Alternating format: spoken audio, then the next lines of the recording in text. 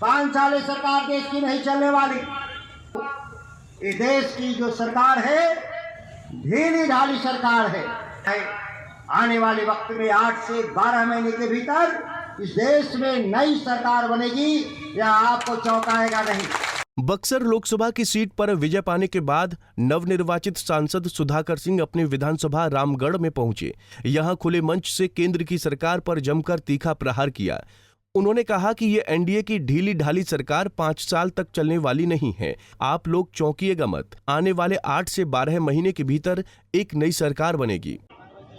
कि 400 पार का नारा के साथ चुनावी अभियान में उतरे भारतीय जनता पार्टी और मोदी के नेतृत्व में। मैंने इसलिए कहा कि गैर बराबरी के आधार पर इस देश में चुनाव लड़े जा रहे थे, जहां देश के बहुसंख्यक मीडिया ने कहा, एग्जिट पोल दिखाया इस देश में 400 पार, यहां तक कि ओपिनियन पोल भी लिखाया 400 पार। लंबा 4 महीने का चुनावी अभियान, जहां देश में इलेक्टोरल बॉन्ड के जरिए, चुनावी चंदा के जरिए भारत की सरकार लाठी के बल से सारे पैसे, चुनावी पैसे इकट्ठा करके देश के चुनावी अभियान को महंगा करने का काम किया। कहा जाता है कि आप फुटबॉल के खेल में अगर शामिल हैं, अगर एक तरफ लोग बूट पहन के गेंद को खेल रहे हैं, दूसरी तरफ नंगे पांव से गेंद खेल रहे हैं, उसी तरह से देश का चुनाव हुआ, जहां एक तरफ भारतीय जनता पार्टी मोदी के साथ देश के धन्ना सेठ, देश की मीडिया और तमाम संवैधानिक संस्थाओं को अपने मुट्ठी में लेकर चुनाव लड़ रहे थे, वहीं इंडिया गठबंधन राहुल गांधी और तेजस्वी यादव के नेतृत्व में साधनहीनता के स्तर पर हम लोग चुनाव लड़ रहे थे। यह गैर बराबरी की लड़ाई थी, और गैर बराबरी की लड़ाई के बावजूद इस इलाके के ही लोग नहीं, देश के लोगों ने बराबरी का फैसला सुनाया। हम लोग मानते हैं कि हम बहुमत में थे, हमारे बहुमत को छीन लिया गया इस देश में ताकत के बल पर। मैंने इस बात को मीडिया के जरिए दिल्ली में 2 दिन के भीतर मैंने दर्जनों मीडिया चैनलों के सामने मैंने रखा, लेकिन चूंकि वह आलोचना मीडिया का भी था, इसीलिए बहुत सारे चैनलों ने उस इंटरव्यू को सेंसर करने का काम किया, उसको खबरों को दिखाने का काम नहीं किया।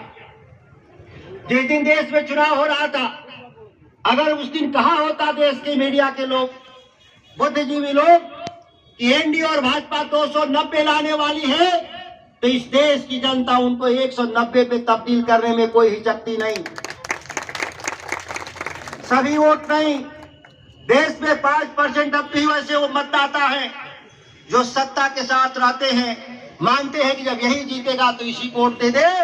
वह 5% वोट ही नरेंद्र मोदी को सत्ता से बेदखल करने में चूका है। लेकिन पूरे देश के लोग जानते हैं कि जो सरकार आई है देश में, वह किसान विरोधी है, जो छात्र विरोधी है, जो नौजवान विरोधी है। आगे भी इनके कोई रुख में परिवर्तन नहीं आने वाला है।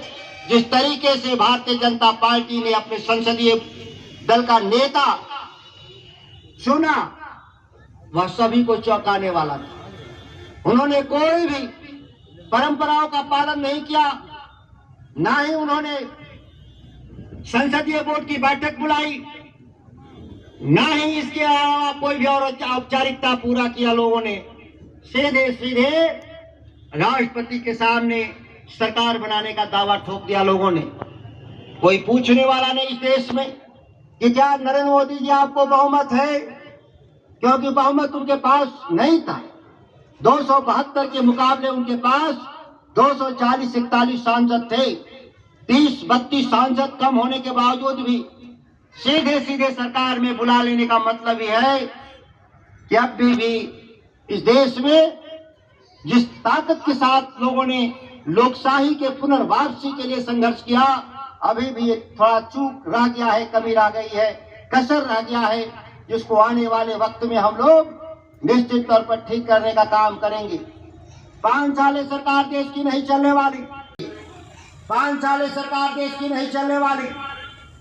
साफ साफ मैं बता दूं आपको, इस देश की जो सरकार है ढीली ढाली सरकार है और जिस अहमन्यता के साथ इस देश में सरकार चलाने का प्रयास भारतीय जनता पार्टी के द्वारा किया जा रहा है, आने वाले वक्त में 8 से 12 महीने के भीतर इस देश में नई सरकार बनेगी, यह आपको चौंकाएगा नहीं। इस मंच से मैं कह रहा हूं, दुर्गावती के मंच से सैकड़ों फेसबुक और डिजिटल मीडिया के लोगों कैद कर रहे हैं मेरे भाषण को, याद रखिएगा कि मैंने क्या कहा। कैमूर से अजित कुमार की रिपोर्ट। हमसे जुड़े रहने के लिए हमारे YouTube चैनल को सब्सक्राइब करें और नई वीडियो की नोटिफिकेशन के लिए बेल आइकॉन को दबाएं।